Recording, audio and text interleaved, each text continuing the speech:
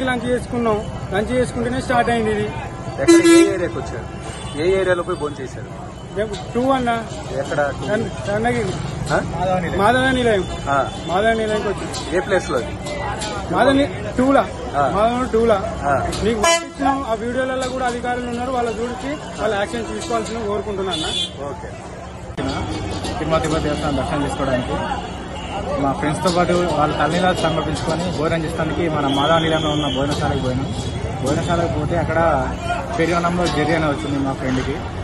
దానివల్ల మేము అధికారులను ఎవరైతే కేర్ టేకర్ ఉంటారో ఇన్ఛార్జ్ ఉంటారో వాళ్ళని ప్రశ్నిస్తే వాళ్ళు వస్తుందిలే అనుకుంటూ నిర్లక్ష్య సమాధానాలు చెప్పారు. కానీ మేము తర్వాత ఈ వీడియోతో గట్టిగా మాట్లాడిన తర్వాత వాళ్ళ అధికారులు వచ్చి ఆయనకు చెవులు విని రావు, ఆయనకు సరిగా మాట్లాడడం రాదు అని చెప్పి మమ్మల్ని తప్పుదో పట్టిస్తున్నారు. దీనివల్ల చాలా మంది చిన్నపిల్లలు భక్తులు అందరూ కూడా ఇబ్బంది పడతారు ఆ ఫుడ్ పాయిజన్ వల్ల. దాని గురించి మీరు ప్రభుత్వం